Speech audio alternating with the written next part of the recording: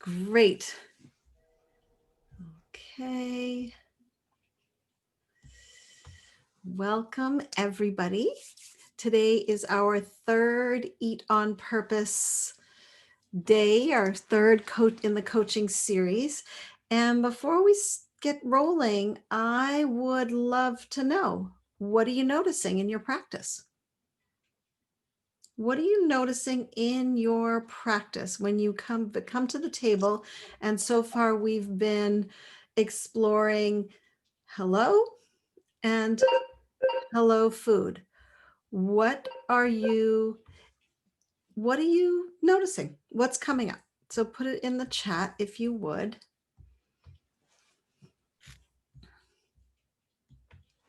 And while you're doing that, for those of you who might be new today, I'm Nina Mandelson.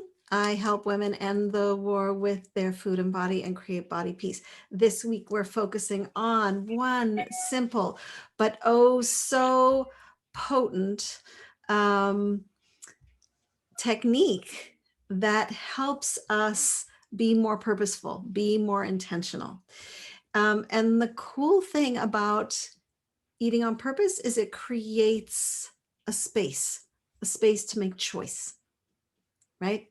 So what I'd love to know is what's coming up for you so far when you say hello and hello food. So Sally says, I was on a Zoom call, ran into the kitchen to get my calendar, and also grabbed quick nibbles, didn't slow down or breathe, and didn't even taste and enjoy them, right? So as soon as we start practicing that hello food, we're like really aware of when we're not aware, when we're not eating on purpose, right? Such a difference. I don't know, it was yesterday afternoon or today. I can't remember when it was. It was recent. And I try very hard to schedule myself a lunchtime. And my lunchtime, there was something technical that went funny. So I had to talk to my assistant. And I was like, oh, the only time I can do it is right in my lunchtime. So I booked it. And I was like, okay, I'm going to bring lunch and I'm going to talk to her and I'm going to eat lunch. And at the end, I was like, yeah, no cephalic phase response, no pleasure, right? I was troubleshooting, right? I was troubleshooting while I was on my call, and I wasn't with my own experience of eating. I wasn't with the enjoyment. So if you're just jumping on, please, I want to know, how's it going? What are you noticing in your practice? Hello food. What are you noticing? Juliet says it just feels different these last few days, feeling curious versus shame. So powerful, Juliet. So powerful to make that shift, right? Because often it's, oh, I shouldn't have eaten that. Oh, am I eating too much? Did I choose too much? Did I make it? Yeah, right? Like there's so much in the shame and blame and guilt world. So to really step out of that into a practice that supports a relationship with our body is so powerful. It's so much more useful. It's so much more supportive fundamentally to ourselves and on a very biological level, right? When we're in shame and blame, yesterday we talked about the two nervous system tracks, right? Sympathetic, parasympathetic, fight or flight, crisis, parasympathetic, rest and digest. When we're in shame and blame, where are we? Absolutely. We're in fight or flight. We are stressing our system, right? And one of the things we know the last, 15 years has been so much research come out about that inflammation is the basis for many diseases. And what supports inflammation? Stress. So when we're shaming and blaming, we're in stress, we're not supporting our body, we're not supporting our health. When we get into curiosity, when we get into the practice of being in an engaged relationship that feels good, oh, that's helpful. Now we can really, really start to support our well-being, not just by eating the right food, right? There's So when I have some health issues, and some of them, there was a big health crisis that I had, and I was like, okay, I'm going to so manage this health crisis. And I went 100% raw food. And I was like staying up till 2 a.m, dehydrating this and getting all special, perfect about this. And I was like getting super on it. I am going to do 100% raw food. I am not going to have any inflammation. And so I'm like completely committed. And a friend of mine said, yeah, you have a pretty anti-inflammatory diet and a really inflammatory life. And I was like, oh, crap. Like, I am not supporting myself at all in this. I think I am, but what am I doing? I'm clawing myself down into this lifestyle of tightness and shame and blame and right. And I'm not saying that we can't support our body with certain foods. We can't use food as a way to enliven ourselves. Absolutely not. Food is completely supportive to us. Certain kinds of food can be, certain kinds of foods aren't. I'm not saying it's not, but I'm saying how we do it. And Juliet, you really touched on it when you said, I'm out of shame and I'm into curiosity, right? That's a relationship we actually want to be in. That's a relationship that has longevity, right? That's not a relationship that goes for 2 years and then, oh, I can't do this anymore, we're done, right? All right, there's so much to say about that. Exciting. Okay. So Catherine says it's more difficult than you think. Oh my goodness, Catherine, say more. Yes, so much more difficult than you think, right? That's why I do what I do, right? This eat on purpose, the hello technique is just the doorway in, right? There's a lot of layers to this. There's a lot to this body peace practice that makes it really come alive and be yours fully. Absolutely. So Catherine, I'm curious if you want to say more about what that is for you. Watch in the chat. And Patrice, I see you said, I think when you are self-employed, the lunch hour does not exist. We have to make room for that space to relax while eating. Yes, absolutely. 100%, whether you're self-employed or you're employed by someone else. Especially right now with everybody working from home, I'm seeing it happen across the board. Self-employed, people working for other people who are retired, same deal. They're like, I should be productive. Let me tick off all those things on my list. But to sit and eat and enjoy, right? Oh no, not doing that, right? Sitting with the pleasure of that. All right, so this is really juicy, just starting to get curious about what happens when I practice, right? And you're noticing, I'm not saying you're doing it right or you're doing it wrong. There is no right or wrong. There's just getting into the curiosity of it, starting to make it a practice, bringing it into your life and watching what comes up. Because there's a lot of feelings that come up. Some people, when they start to slow down and go, hello, food, there's such a grief. How is it that I've had such a warring relationship, right? Or as we get into today, there's more of that. So this is just, it's an opening into a big practice. All right.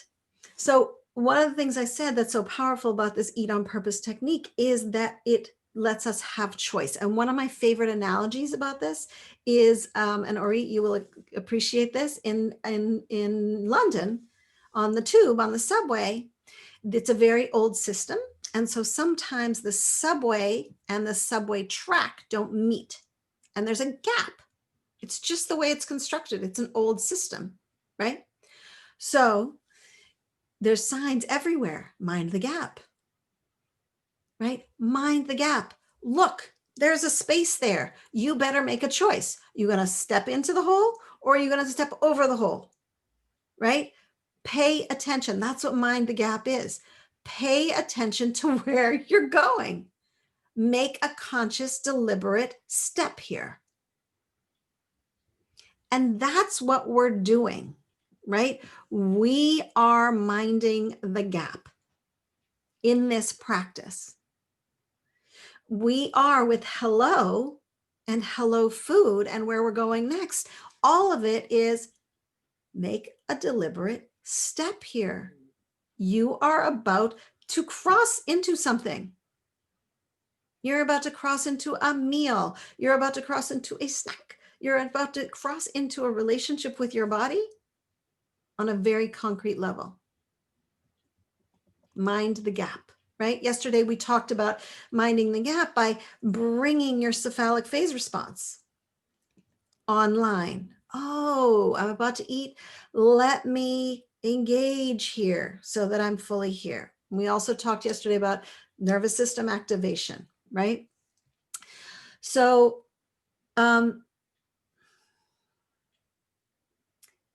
when we started to talk about food, right? Hello was about like, okay, I'm here, presence. Hello, food. Oh, there's food here, right? Do I like that food? Who made that food? Where did it come from? Who grew it? How do I feel about this food? Right? Recently, I've been reading this book about oysters. It's very cool. Anyway, and in it, he said this great phrase. He said, he said something like, chocolate tastes like chocolate, wine tastes like wine, bananas taste like bananas. He said oysters taste of the sea. He said, and they don't just taste of the sea, they taste of where they are grown in the sea. And he said, and that is the power of really great food, is it doesn't just bring us to a flavor, it brings us to a place. Right? Hello, food. What place am I being brought to? I thought it was so beautiful. I was like, oh, I'm being brought to the ocean. Or I'm being brought, with a glass of wine, I'm being brought to Italy. Right? Where am I being brought to? Right? We had salmon last night for dinner. And I was like, and we get our fish delivered from local fishermen. And I was like, so, and on the package, it says where it's from, who fished it, right? It's very pedigree fish, fancy fish, I'm like, oh, this is where my fish is from, right? That's what Hello Food does for us. It gives us this, oh, I am in relationship with this food. Where is it from? Where did it happen, right? Or it says like olive oil, absolutely tastes different, depends on where did the trees grow. Right? It's why I don't buy blends anymore of olive oil. I want to know, is this from Greece? Is this from Italy? Is this from Turkey? Is this from Israel? Is this from, where the heck where were these olives from? I want to know what that taste is like, right? So when we get into that hello food, food, place, time, people, it's a real deep relationship into culture, into time and place, right? We are not a gas tank that just gets filled.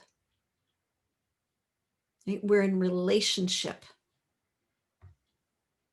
That's what Hello Food does, right? As I've said every day, if you take nothing else, this is a relationship you are having with your body. You get to choose. Do you want to stay in war and struggle? Do you want to move towards peace and juiciness? Really interesting, fascinating, right? Catherine says it can also bring us to a memory, which can be good or bad. Absolutely, 100%. Right? There's certain foods I'm like, oh, this is such a yummy. Like I grew up Montreal, so we'd go up north, and there was this crepe place. Right? I have crepes now. I'm like, oh. The Laurentians, it's all happy, right? Then some people, like there's a lot of Thanksgiving foods. Thanksgiving was always trauma. They're like, I do not want a turkey ever again in my entire life. Thank you very much, right? People have all different experiences, right? Alana says peace and place. Beautifully said, right? Peace and place. Patrice says, I've been trying to picture how my food came to the table. Where was it picked? Right? Then I try to focus on the good intentions it took to get on my table. Right? Beautiful, right? That takes us into a different relationship, right? I'm finding this practice makes me feel so full, a new experience for me, right? It's full, physically full, but it's full and like it's nourished full, It's a different kind of full, 100%. Great. All right. One thing I want to stop and talk about, because I also, just to acknowledge, Catherine, what you're saying, sometimes there's bad memories, right? Sometimes this is a struggle. Sometimes it's, oh gosh, here I am at another party with lots of different choices, and that's always like been hard for me, and then I choose everything, right? I want to stop and talk about that for a moment, because the thing about our relationship with food and body is that it's a doorway. It's a doorway to our relationship with ourselves. Okay? We've been traditionally taught that we need to fix and change our body. Okay? But we know that doesn't really work long term. We talked about that yesterday, right? Eventually you get to that place of like, ugh, I don't want to be on a diet. I don't want to talk to you. Like, this isn't working for me, right? So when we keep ourselves in that place of restriction, we eventually want to burst free, right? In fact, there's a very powerful statistic. 95% of people who go on diets within 2 to 5 years gain their weight back, if not more. 95% of people who go on diets gain their weight back, if not more, within 2 to 5 years. Right? Diets really do not work. The most common outcome of a diet is more dieting.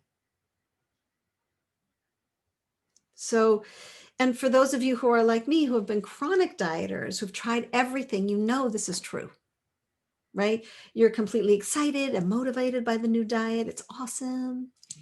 And then, you like can't hold on to it. And then there's the bust free. Then you feel like you failed, right? Then you end up feeling ashamed, wondering what's wrong, right? And then you start looking for the next diet. And then we go around. That's the diet cycle. Go around. Next diet. Oh, I can do it. I can do it. Oh, can't do it. Can't do it. Shame, shame, shame, blame, blame, blame. Oh, let me try it. I'm looking for a new diet. Found the new diet. Great. That's the diet cycle. It's painful, right? So what if, and I really mean, what if your issues with food and body were not something to be fixed, but were instead a doorway to learning about yourself, a doorway to healing trauma, a doorway to more self-awareness, more self-compassion? And it is. Right? For those of us with food and body struggles, our perceived problems around food and body are a powerful path to listening and trusting ourselves so that we can feel truly nourished. And I know this is a big shift for some people. I'm asking you to step out of the diet cycle, right? That so many women are caught in. And I'm inviting you to look, to stop looking for the the newest and latest, that's what that was, for the newest and latest diet book to tell you how and what to eat, right? I'm encouraging you to stop studying the diets and start studying with the most powerful teacher there is, and that is your own body. And I want to say that again, right? I'm standing up here, sitting over here and teaching. The most powerful teacher you have is your own body, right? That's the power in the work that I do with women. We stop looking outside of ourselves for the extreme makeover and instead start listening in for what we need. Okay. And in that listening in, we start to access the most powerful teacher, our own body wisdom. And yes, to get there, is it sometimes like, oh, I have to go through my grief and my body story and all the stuff that came with me on this journey that makes, as Catherine said, a little hard to just sit down and go, hello, body. I'm like, there's a whole backlog, right? There's a whole trauma around food and body and just being, right? That comes up.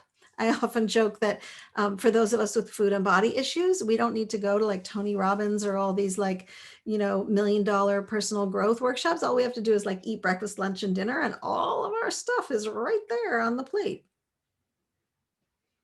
I'm like, people are like, I'm going to this thing. I'm like, yeah, just sit me down, put me in the grocery store. All my stuff will come up. Like there's like, it's there all the time, my stuff to work on. It's there for us, right? This is the opportunity. Instead of fighting it and being at war and trying to fix it, use it as the doorway that it is.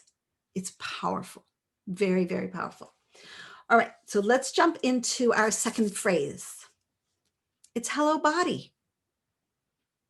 Right? And before I go any further, just try it on for size. Speak it to yourself, speak it into the space. What happens when you take one of those breaths of ease and say, hello, body? Just try it on.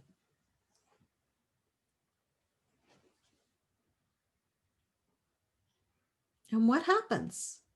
What happens, right? Again, it might feel a little awkward. For some of you, it might feel like greeting an old friend. For some, it's not something you do that often. So what happens when you, hello, body?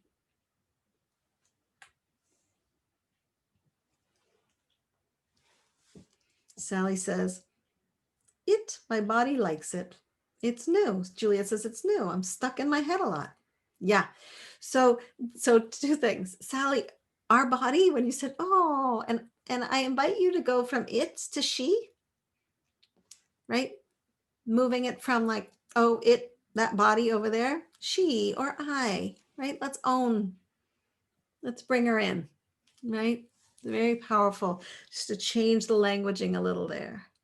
The other thing is, Juliet, when you say it's new, I'm stuck in my head a lot, right? So both things are so powerful that you said. So Sally, when you said it, so many of us do the it thing, or like she lives next door. It lives next door to me and I should take care of it.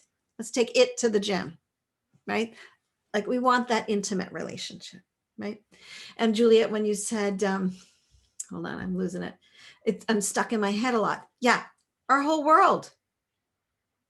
What am I to come down to embody? A lot of this body peace work is, how do I embody? How do I be in my body? How do I start listening? How do I get into this? We're going to talk a little bit about that today. Susan says it feels overwhelming. Yeah, it can be really overwhelming. And if you would like, say more, please. But it can be overwhelming. Like, hello, body. Whoa, I got a lot of feelings in there. You're suddenly acknowledging me? You haven't acknowledged me for 30, 40, 50, 60 years. Now? Well, I have something to say to you, says body, right? It can be overwhelming. It can bring up a lot of feelings. This is emotional work. Orit says it feels great for me. Patrice says, my body reports back what hurts. I'm thirsty, right? We're going to get into that. So great, Patrice. Right away, your body goes, oh, let me tell you, I got a few things I want you to know. You're talking to me? Great, right? Karen says, bombarded with messages. Yes, as soon as we tune in, our body's like, I have something to say. I have been waiting, right? We want to get what I call body current. That's a whole other class. But okay, so let's take that just a little step further. Put your hand on your heart and try it. Hello, body. Try that one.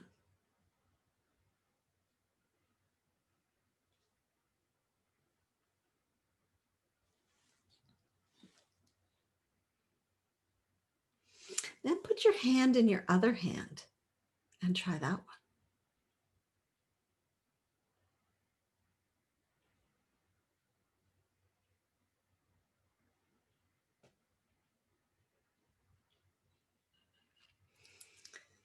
And then even put, if you're comfortable, your hand on your belly and try that one. Hello, body.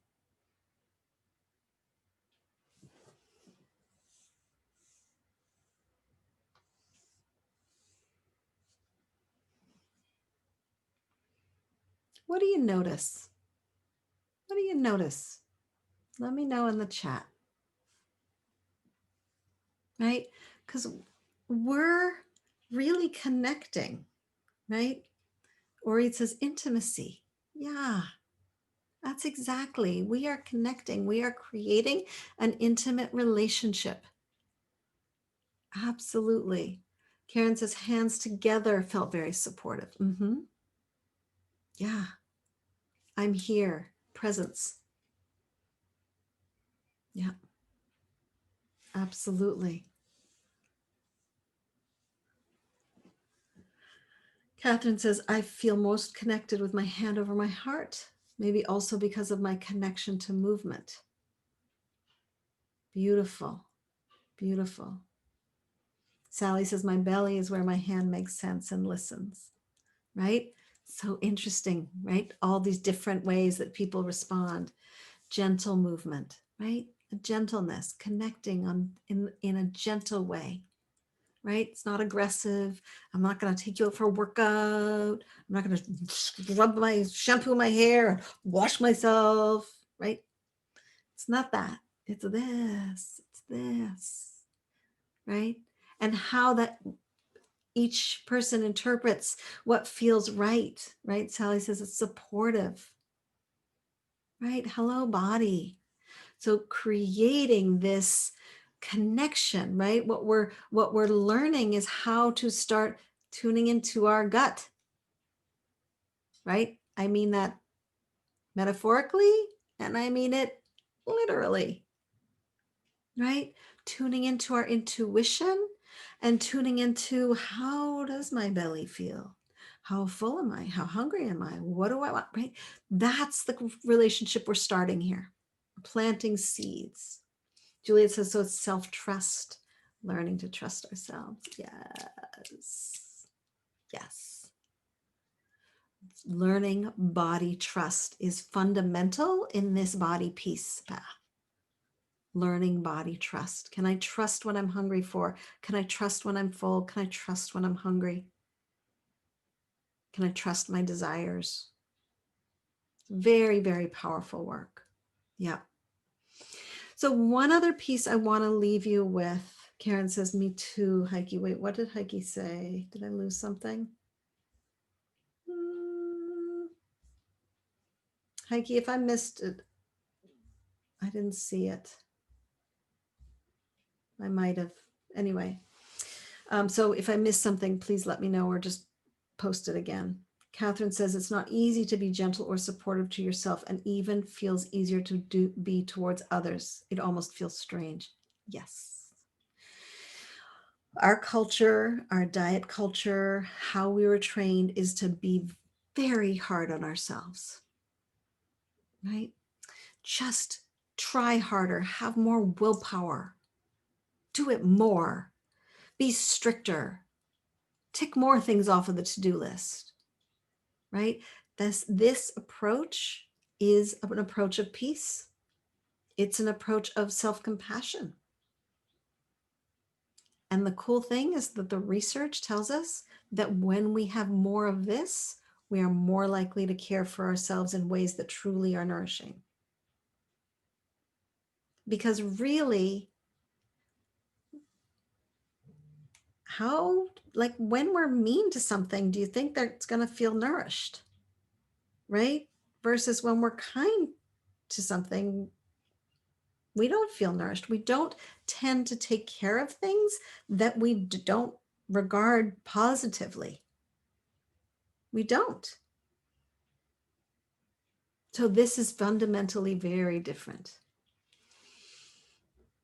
Oh, Heike says, I feel very uncomfortable touching my belly. Thank you. I missed that somewhere along the way. Thank you. Yes. So Heike, yes, that uncomfortable, oh my gosh, like feelings come up. Like, am I allowed to have a belly? Oh my gosh, my belly is too big. Oh my, like all the judgment comes up when we put our hands on our belly. Some people, it's very uncomfortable. That's really normal. That's part of the stuff that we need to be working with, healing, right? That's part of how do we create this real intimate relationship. We want to listen to those places where like, oof, this is rough. Okay. The last thing I want to leave you with before we end today, and I know I'm going to run over 2 minutes, is this language. How does our body speak?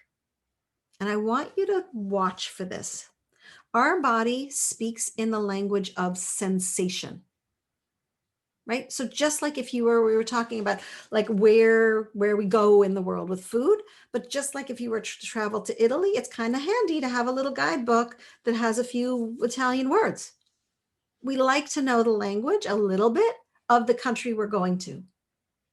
We happen to live in this country. It's nice to know this language. What does this country speak? This country speaks the language of sensation. What is sensation? When you put your hand on your heart, when you put your hand on your hand, when you put your hand on your belly, right? There are not just feelings, right? Like Helene is saying, super uncomfortable, like Heike is saying, uncomfortable. Like there's underneath uncomfortable, what's the sensation? It feels a little tingly. It feels uncomfortable. It feels like tight. It feels hot, it feels cold. Those are the sensations, right? I put my hand on my heart, it feels tender, I feel a softening. That's a sensation. So my invitation is today till tomorrow. Tomorrow we're going to do, or it's our last meeting. We're going to get into our last phrase, but tonight I want you, and tomorrow, I want you to practice hello food and hello body. And when you do hello body is to notice, where does it feel super uncomfortable? And notice, listen for the language of your body. That is sensation, right? I always say our body's always tweeting to us and sending Instagram messages and Facebook posts because it is saying, I'm cold, I'm hot, I need to pee, I need to poop, I have hunger, I feel my belly pressing, I feel full, I feel tight, right? There's so many sensations. Listen for it. You may be new. This language may be new. It's fine. You don't have to know every word of it. You don't need to know how to speak in full sentences in this language. We're just trying to go, I'm getting an ear for this language. What is it? Oh, that's that irritable feeling that I get before I'm hungry. Oh, that's that feeling. Oh, that's hunger. Huh, interesting. I usually bypass that and then I eat a lot later and I don't know why, because I don't think I was hungry. But really that feeling of irritability, that was hunger. Go figure. Getting curious about sensation. Okay. The other thing I want to say before we end today, I'm hearing from people emailing me, what next? How do I continue?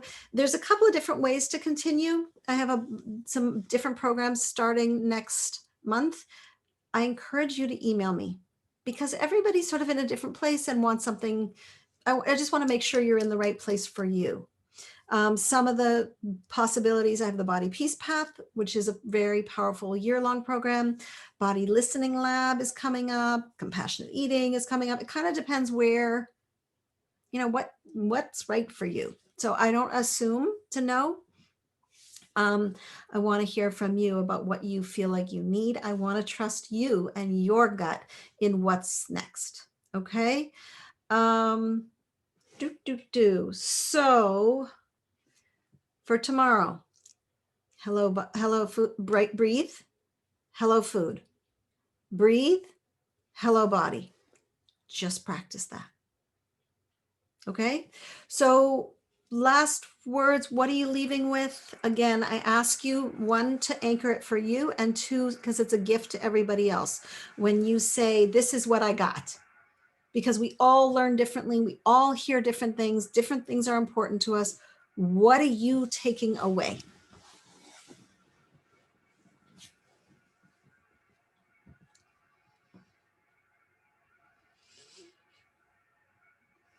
Alana says, in dialogue with my body. Yes.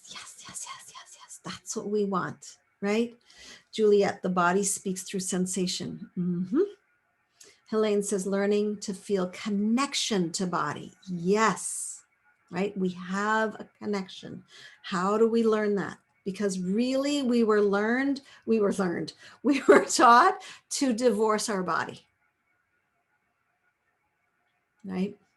Tomorrow, if we have time, I've been a little bit late going over, but if we have time, there's a poem I want to read to you called I Divorced My Body. But that's what we're taught. And in case you don't know, I write body poems. It's a thing I do now, which is sort of interesting to me. Learning to feel connection. He says, I need my head to be quiet and I have to listen to sensations. Yes and no. The head's going to be noisy. It just is. It's like the nature of the mind. Chat, chat, chat, chat, chat, chat, chat. Right? So it's going like, oh, thank you for chatting. And what else? Right? Don't wait till you get this quiet to listen to this. That's going to take too long. We don't have that long. Karen says, it got to listen to the battles within. Yeah. Yeah. We really want to be listening to that. Catherine says, knowing and listening are two different things. Oh, yeah. So true. Right? Oh, I know I should do this versus I really hearing it. I really feel it. It's very different. Absolutely. Or he says, I love the mind, the gap, but the saying that we are not just a tank that needs filling is talking about me once and luckily no more. It's great. Absolutely. Yeah, we're not a car. And Sharon says to be kind and listen to what my body is saying. And that is the perfect place to end. Thank you, Sharon, for that. To be kind and listen to what my body is saying. That's what we're doing. All right. Thank you all so much for joining me. Tomorrow is our last day together. Be in touch. My email is nina@ninamandelson.com. You should be getting 2 emails from me every day. One to remind you of our class and one with the replay links. And be in touch. If you want to figure out what's next for you, be in touch. Okay. Thank you, everybody. Talk to you tomorrow.